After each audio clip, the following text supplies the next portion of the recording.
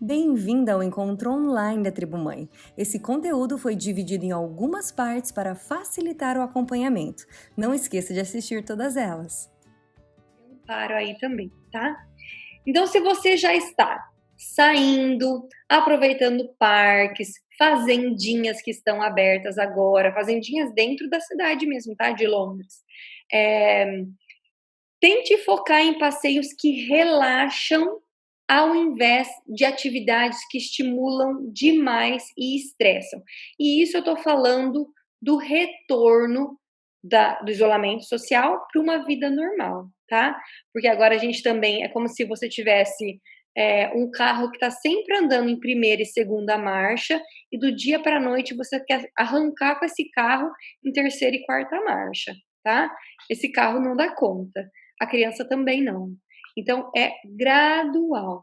Então, caso você esteja começando a sair agora, começa com passeios em lugares que tem menos pessoas, né? Para depois ir aumentando a quantidade de estímulo, de pessoas, de estresse. E do estresse, o que eu tô falando? De entrar com essa criança, por exemplo, é, num metrô, né? Você não pode ralar aqui, não pode ralar aqui, não encosta, não senta, não faz, coloca máscara. Então é muito estresse. Eu saio de casa e o nível de estresse é muito mais elevado do que o nível de estresse que estava lá em casa. Então a gente precisa ir fazendo isso gradual. Então vai introduzindo pessoas aos poucos na vida dessa criança, para mostrar para ela que, olha, tá vendo? A tia, a amiga também tá usando a máscara. Agora é uma nova realidade, a gente vai precisar usar por um tempinho, até tomar a vacina e isso passar. Mas olha, a titia também usa máscara, né? Então, para ir trazendo o novo normal para a criança de forma saudável, gradativamente, tá?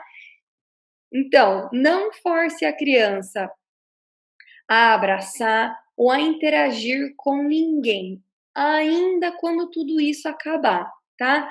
Porque ela esteve por mais tempo isoladinha no cantinho dela em casa, e sim, as crianças elas vão aprendendo a lidar com as pessoas de fora de casa conforme elas são introduzidas. Agora, essas crianças estão um tempão sem ver pessoas fora do círculo familiar dela. Então, é uma nova adaptação. Todas as crianças vão ter essas consequências? Não, mas a gente vai observar as nossas crianças. A gente saiu para um parque para fazer um piquenique com distanciamento, blá blá blá. Não force a sua criança a interagir com esse outro adulto. Incentive. Vamos dar um tchau de longe, vamos mandar um beijo. É, ainda se você está disposta a abraçar, enfim, ter um convívio mais próximo, não forçar a criança a qualquer custo para que ela tenha esse comportamento que você deseja, tá? Lembrando que ela está passando por uma readaptação ao normal novamente, então ela pode manifestar sim um pouco mais tímida, um pouco mais quieta, ela pode ter uma manifestação de socialização diferente, tá? Então, introdução sempre aos poucos. Então, o retraimento social, o retraimento social da criança, ou a inibição, ou a timidez, são resultados que são comuns às experiências como o lockdown, por exemplo, né? Então, forçar a criança a interagir só agrava essas sensações negativas. Lembra que eu falei para vocês que as crianças são mais vulneráveis aos locais em que elas estão inseridas, né? Então, o ambiente ela influencia muito as crianças diretamente nas suas emoções e comportamentos. Antes de eu ir para um encontro com mais pessoas, antes de eu ir para um passeio, seja qual for a idade da minha criança, eu vou comunicar para ela como vai ser, o que ela vai encontrar lá, o que ela pode ou não pode fazer. Então, isso dá para ela já um, uma previsão do que ela vai encontrar. Então, não ela chegou lá, ai, não pode tocar, ai, não pode subir, ai, não pode brincar nesse brinquedo, ai, não pode abraçar. Não, ela já sabe, a gente só vai relembrar. Mas ela sabe que ela tá indo né, para um encontro, para um passeio, que seja, e que tem novas regras, novas adaptações, tá bom? Então, os efeitos emocionais do isolamento social, eles podem prejudicar o desenvolvimento infantil, porque existe a neuroplasticidade, que é o que eu estava falando para vocês antes, agora eu dei um nome a ele, tá? Ela é construída com todas as experiências que a gente tem e que vão impactar em mudanças cognitivas. Por isso que a gente precisa estar prestando atenção em como meu filho está reagindo, tá? Para entender como essa neuroplasticidade aí dentro da cabecinha dela está se formando. Então, por exemplo, se todas as pessoas que eu via antes desapareceram, agora eu só vejo elas através aqui do computador ou do celular. Eu não vejo mais meus amigos. Quando eu passo a ver elas, depois de ter ouvido tanto que tem um bichinho no ar, que não pode relar em nada, que as pessoas ficam dodói, que o bichinho entra no nosso corpo, às vezes o cérebro da sua criança fez o processamento do quê? Que contato com outras pessoas, contatos físicos, né, presenciais com outras pessoas, não é algo seguro. Então, vai levar um tempo para essa criança desassociar essa insegurança perante o outro que a pandemia causou, tá bom? Então, esse é um exemplo do que é essa neuroplasticidade.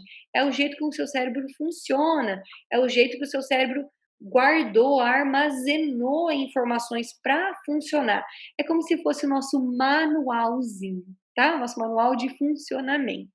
Então, isso muda. E isso muda de acordo com o lugar onde eu vivo, as pessoas que me rodeiam, religião, meio social, enfim, tudo que nos permeia, tá?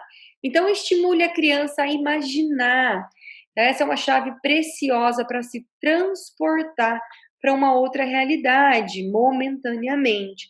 Então, atividades manuais também são muito bem-vindas para relaxar. Então, por exemplo, fazer cookies com as crianças, né? Pode ser uma receita saudável, seja o que for, ou até mesmo algo que você esteja fazendo. Se você está fazendo um pão, por exemplo, de convidar eles para, vem aqui amassar o pão, ou a mamãe está fazendo agora uma salada, vem aqui me ajudar a lavar essa salada. Coisas que são feitas manualmente, elas estimulam uma área do cérebro, que é a área mais primitiva que a gente tem, né? Porque coisas manuais fazem parte do nosso ser, como ser humano, e isso ajuda as crianças a relaxar também.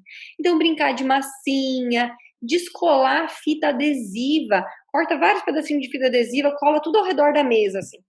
E a criança tem que ir rodando a mesa, tirando essa fitinha e colando em uma outra coisa, retirando e colando numa outra coisa, né? É, o tirar essa fita é como estourar plástico bolha, né, que é terapêutico, né, pra gente estourar. E a criança também pode brincar disso, tá? Dependendo da idade da criança, lembrando sempre do cuidado, né, levando em consideração a idade que a sua criança tem. Desenhar com giz no chão, aquele giz de escola mesmo, tem kits incríveis aí no Poundland mesmo, por 1 libra, giz enorme, levando bastante em consideração o tamanho da mãozinha da sua criança, né?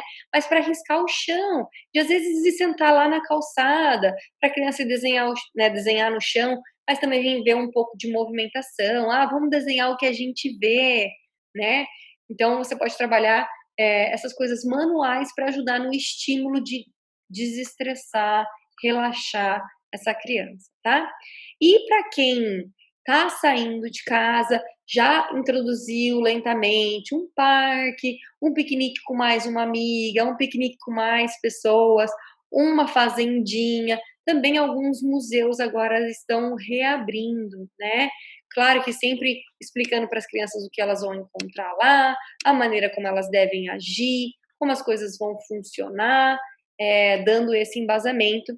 E caso vocês tenham dúvidas mais específicas, que vocês querem compartilhar isso privado, por favor, mandem mensagem para mim, tá? No privado, no WhatsApp mesmo, mandando a dúvida de vocês. Como eu falei para vocês, caso eu consiga responder facilmente ali por mensagem, eu vou fazer isso com todo prazer. Caso eu sinta que a gente precise aí de uma sessão eu vou sugerir, a gente conversa, adapta isso, né, da melhor maneira que seja para vocês.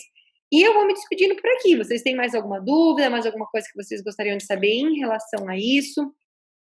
Eu acho que a questão do apego, a gente precisa falar sobre isso numa sessão à parte, porque eu quero explicar para vocês o que é apego, porque agora tem apego pejorativo, né? E apego que é realmente cientificamente ou psicologicamente falando. Mas é óbvio que uma das consequências dessa criança se tornar um pouco mais apegada a você, né? Como eu falei para vocês, a gente está vivendo uma instabilidade nunca vivido antes, e para a criança isso tem uma magnitude muito maior. Então é natural que ela se sinta mais apegada. Mas eu não vou falar aqui, ó, se ficou mais de tantas horas grudada na sua perna, não é saudável. Porque, como eu sempre falo, cada pessoa é uma pessoa, cada contexto é diferente, cada um processa de uma maneira diferente, então eu não vou generalizar para não taxar nenhuma criança ou nenhuma família em estar saudável psicologicamente ou não.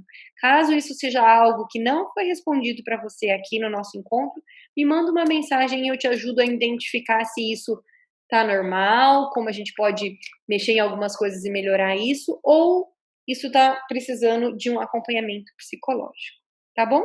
Como vocês não mandaram nenhuma outra pergunta por aqui, eu entendo que o nosso bate-papo termina por aqui. Eu quero agradecer mais uma vez de coração. Vocês sabem o quanto eu amo a Tribo Mãe, o quanto esse espaço aqui para mim é incrível, e vocês podem ter certeza que eu estou trabalhando para que esse espaço seja ainda melhor e vai ganhar uma dimensão muito maior. E a gente vai conversando lá no nosso grupo. Obrigada pela presença de vocês aqui e tenham uma ótima semana e até sexta-feira para o nosso desafio, tá bom? Um beijo. Se você se interessa por esse conteúdo, não se esqueça de nos acompanhar nas redes sociais. Isso ajudará a fortalecer ainda mais a nossa tribo. Links na descrição.